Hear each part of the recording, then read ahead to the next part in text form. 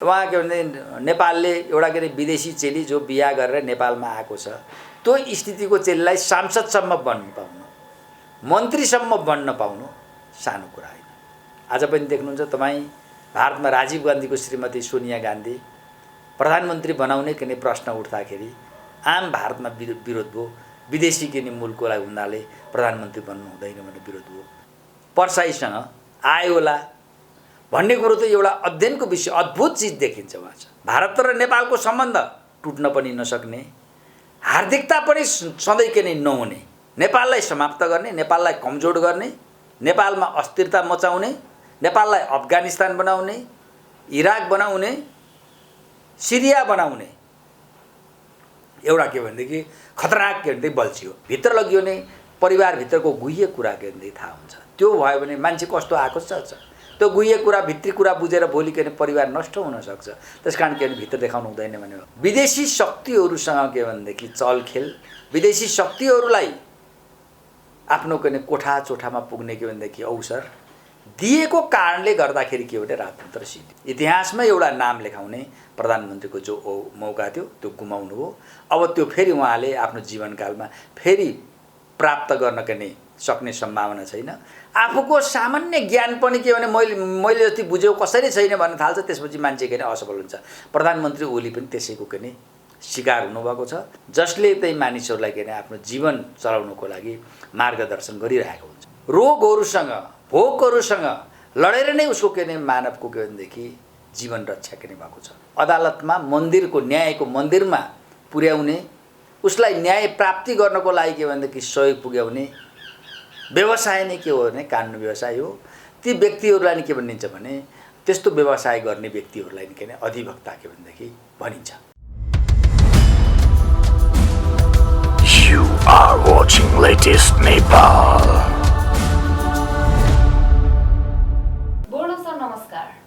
नमस्ते, स्वागत छ यहाँलाई। धन्यवाद। दर्शकबिन, तपाईले स्क्रिनमा देखिसक्नु भएको छ वरिष्ठ अधिवक्ता बोर्न बहादुर कार्की हुनुहुन्छ। आज हामी उहाँसँग हाम्रै देशमा रहेका जल्दा बल्दा विषयवस्तुमा तर अलिकति फरक फर्मेटमा कार्यक्रम गर्नेछौँ। तयार हुनुहुन्छ सर? एकदम।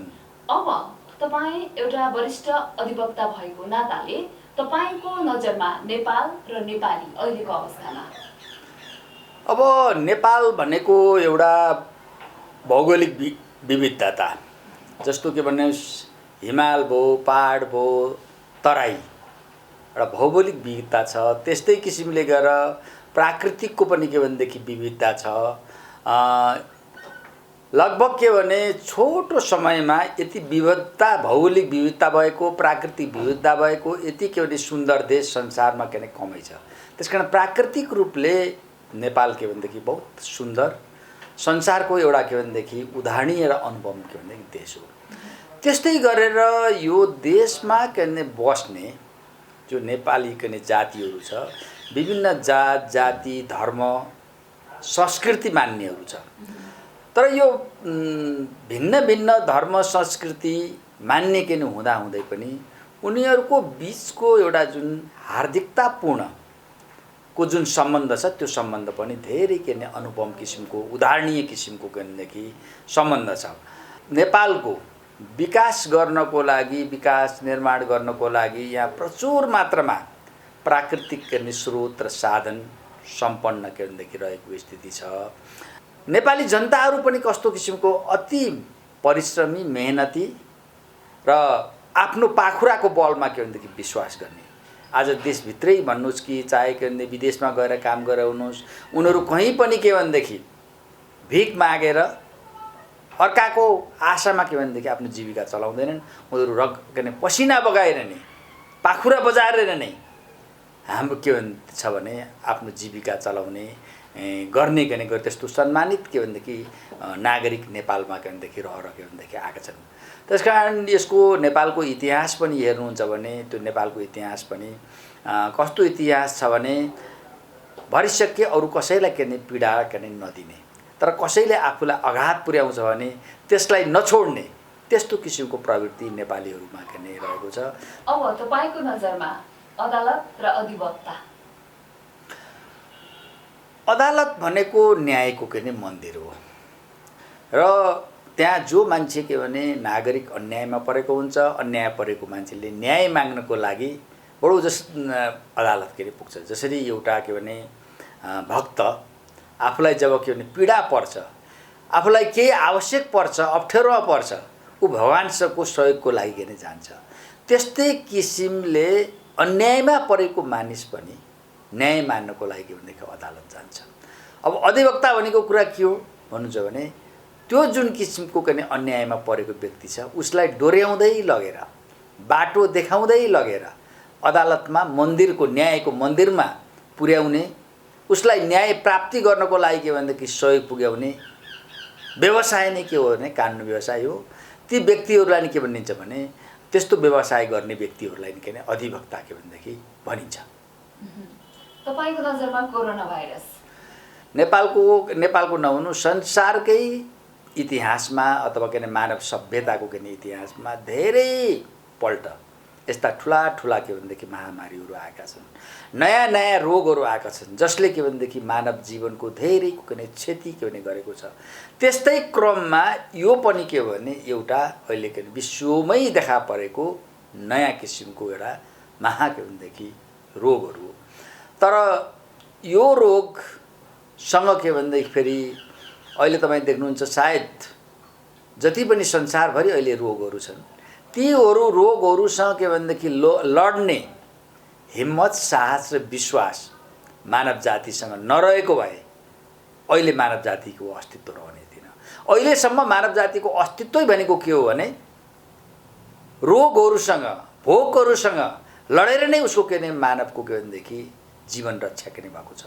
अहिले हामीले पनि के भने यत्रो रोग भएको छ, मान्छेमा भय र त्रास सिर्जना भएको छ, हुँदाहुँदै पनि हामीसँग एउटा आत्मविश्वास के छ त भनेदेखि यो नयाँ रोग के ने कोरोना जो भाइरस छ, कोभिड-19 छ, योसँग के भने हामीले सतर्कतापूर्वक लडेर के विजय हासिल गर्नुपर्छ भन्ने जनतामा विश्वास छ।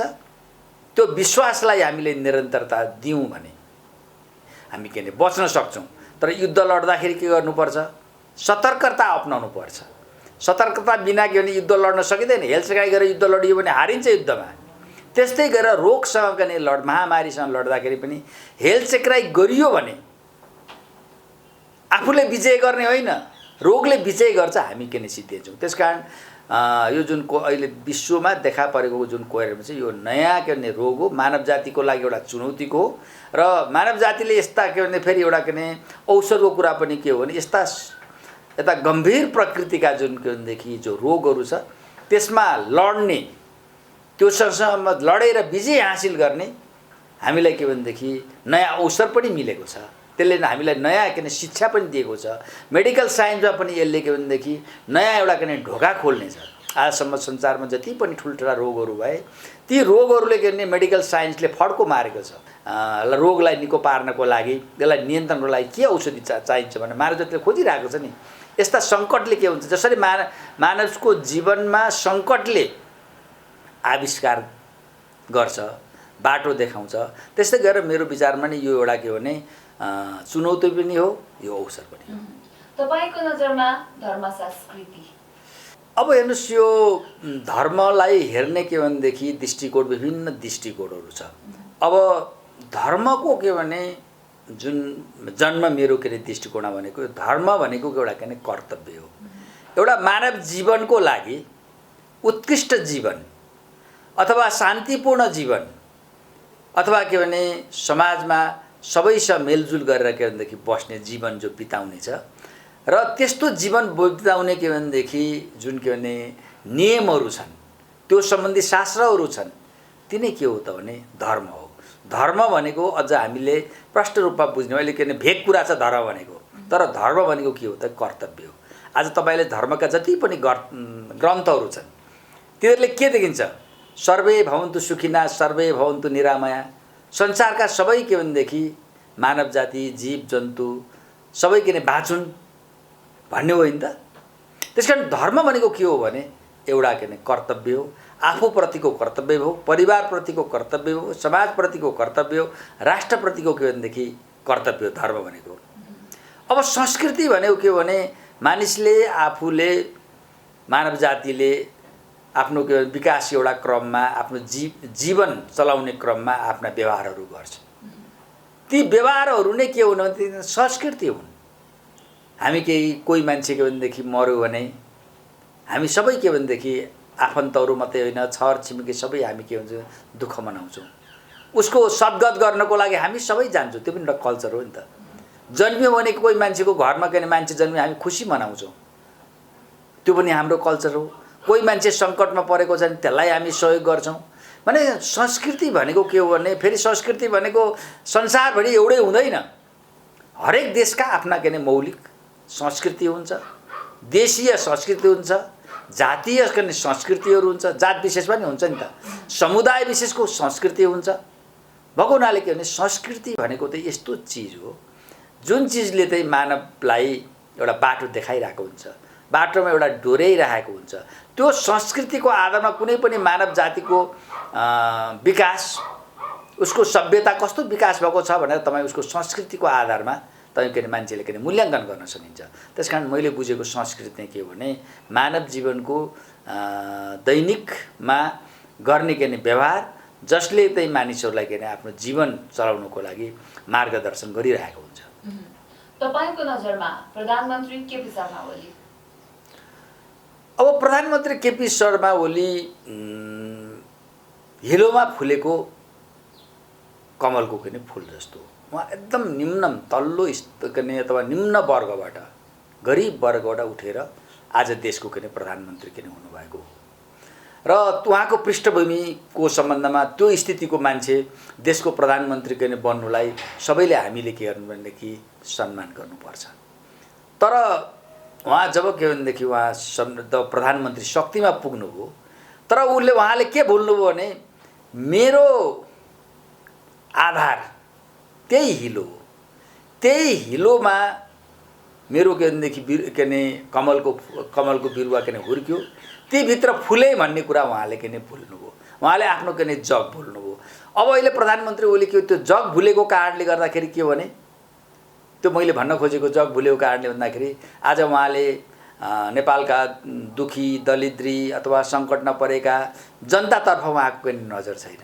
आज उहाँले के भनेदेखि माथिल्लो वर्गको मान्छेलाई मात्रै हेर्नुहुन्छ, अथवा उहाँको के भने जुन परिस्थितिबाट आउनुभएको त्यो जनताले जे अपेक्षा गरेको थियो, राष्ट्रले उहाँबाट जे अपेक्षा गरेको थियो त्यो अपेक्षा अनुसारको उहाँ के नै चल्नु भएको छैन। त्यो भनेको के हो भने आफ्नो उहाँले के नै जग भुल्नुभयो, आफ्नो हिँडेको पछाडिको के नै पाइलोलाई फर्केर के नै हेर्न सक्नु भएन र जसले के गर्दाखेरि के भने एउटा उहाँ एउटा ऐतिहासिक व्यक्तित्व बन्ने सम्भावना थियो, ऐतिहासिक एउटा प्रधानमन्त्री बन्ने सम्भावना थियो।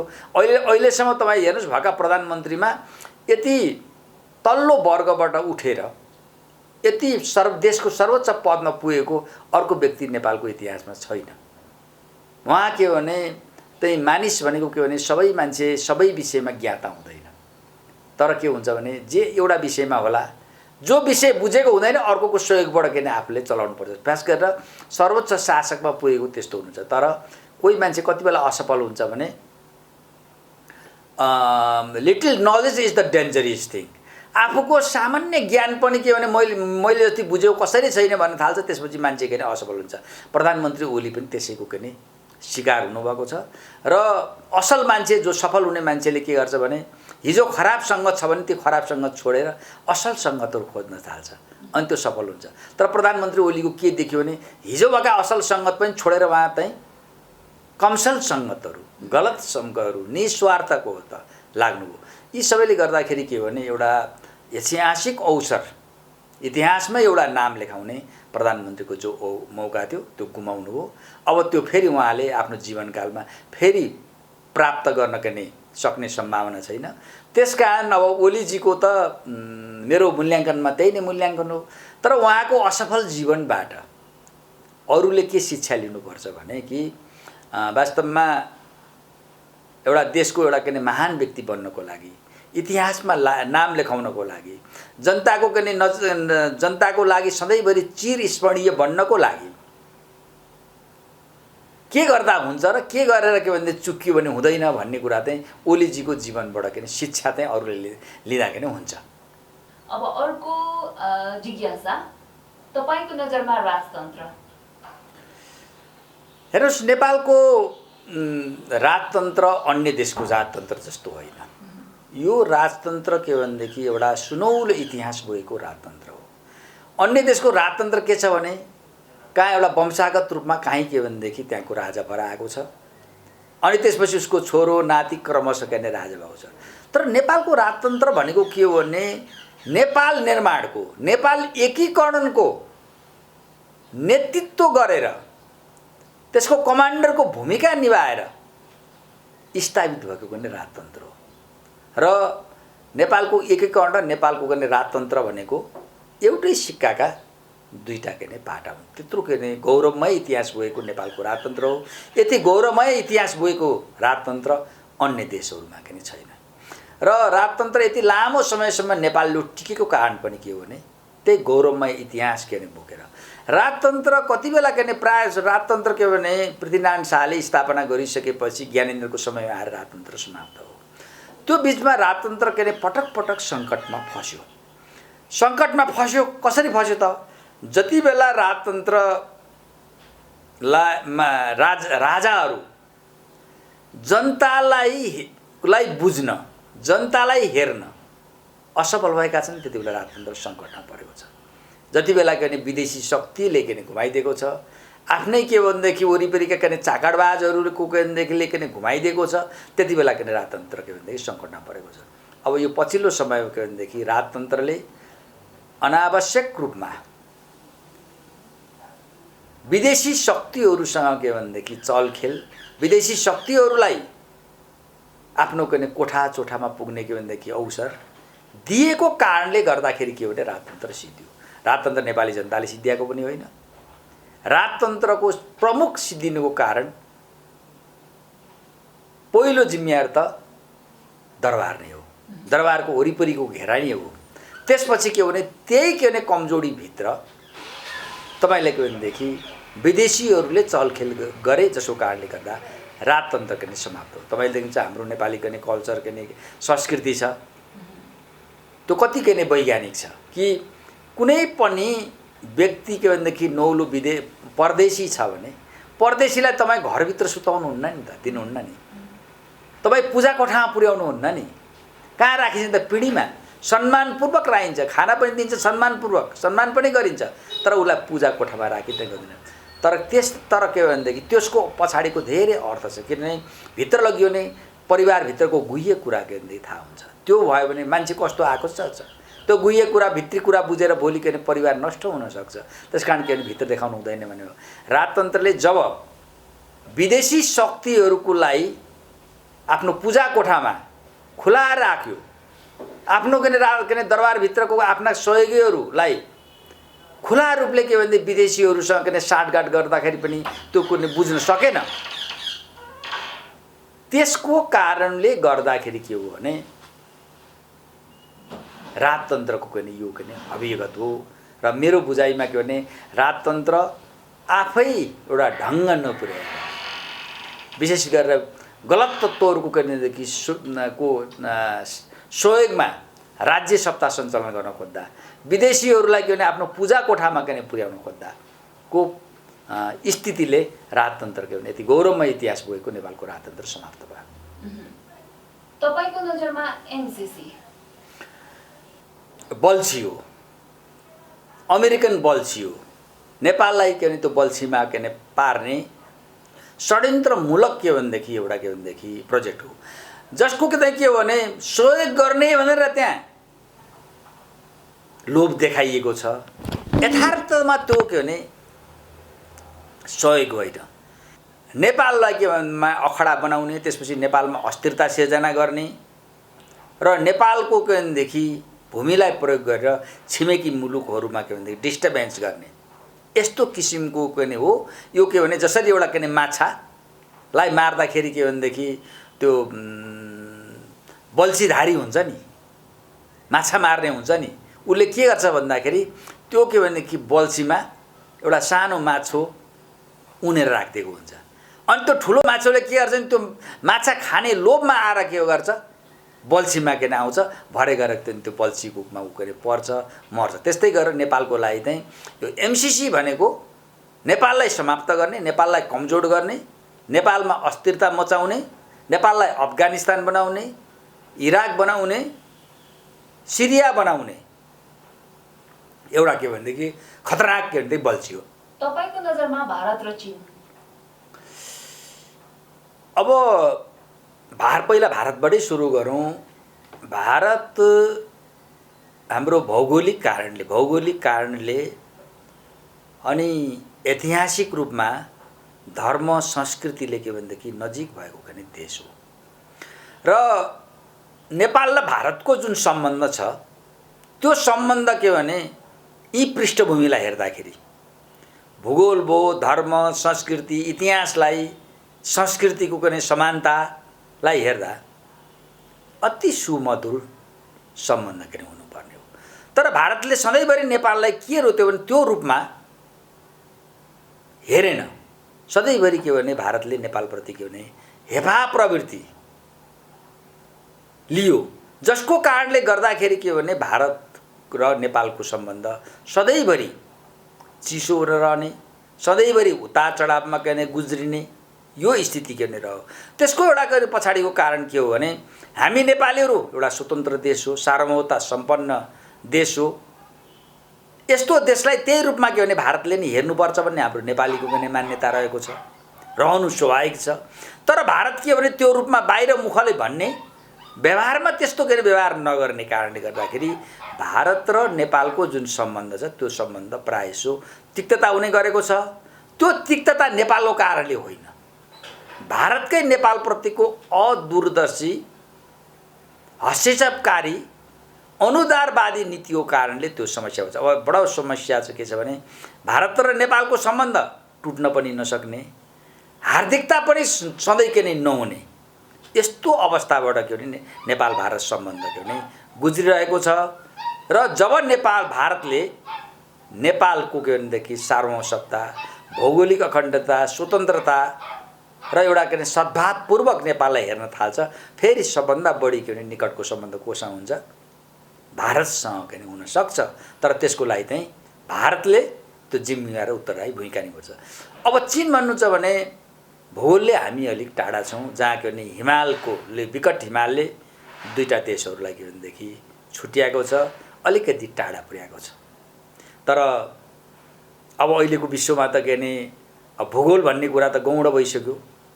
मान्छे जस्तै जटिलता पुगे पनि आज संसार मान्छेको लागि एउटै के भनेदेखि भिलेज जस्तो, गाउँ जस्तो के अरे बनेको छ भगवानले। अब तर चीनसँगको चाहिँ हाम्रो सम्बन्ध सधैँभरि के रहेर आएको छ भने चीनले सधैँभरि नेपालको स्वतन्त्रता, नेपालको सार्वभौमसत्ता, भौगोलिक अखण्डतालाई उसले किन उच्च सम्मान गरेको छ।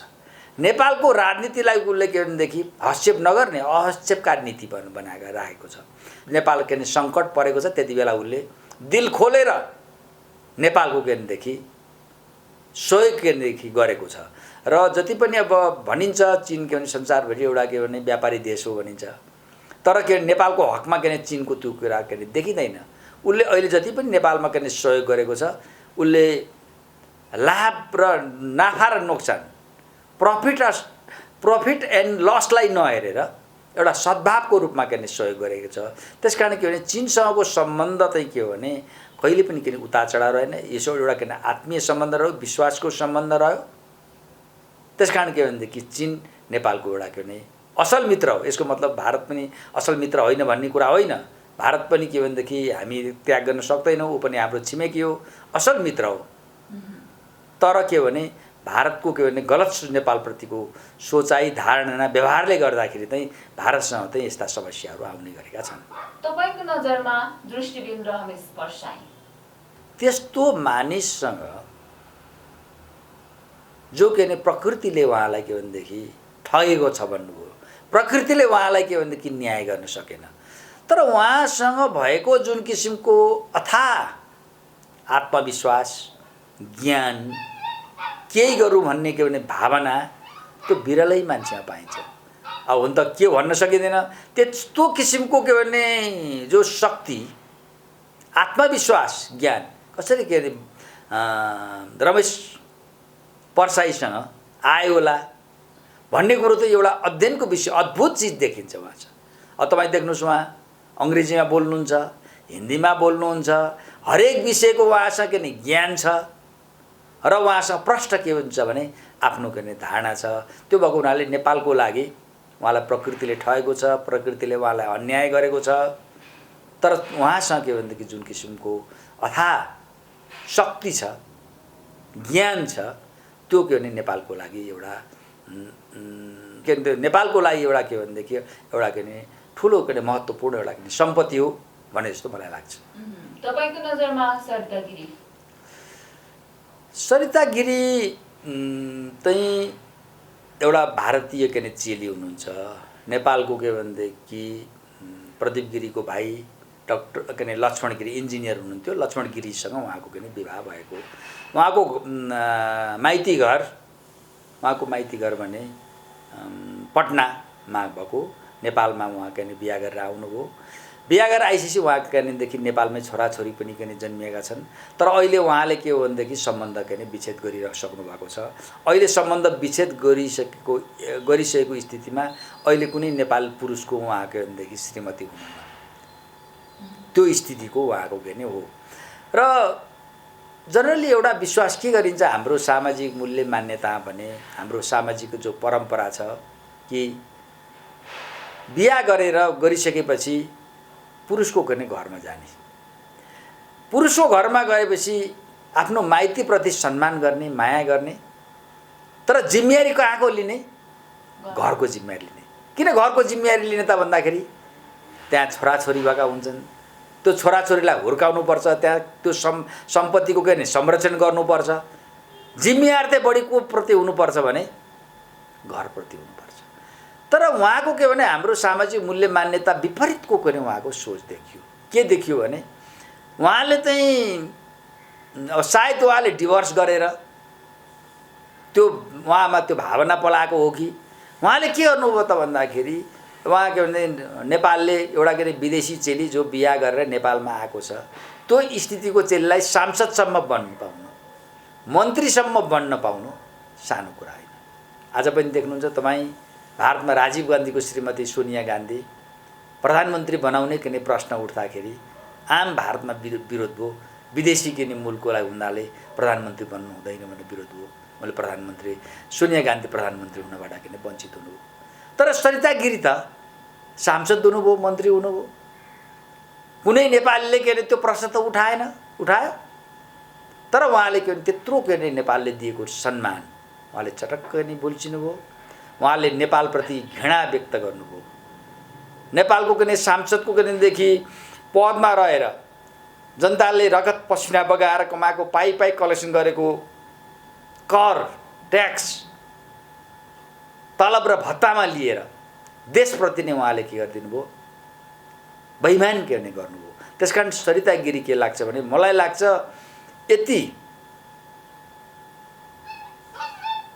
यस्तो किसिमको प्रवृत्ति भएको के मान्छे एउटा नेपाली तपाईँलाई उखान्छ जुन थालमा खायो त्यही थालमा हग्ने भन्छन् नि, त्यो भनेको के हो भने त्यो त तल्लो स्तरको भन्ने कुरा हो। भने सरिता गिरीले के हो भने सायद के भने यस्तो किसिमको मान्छेहरू के त कमै हुन्छन्।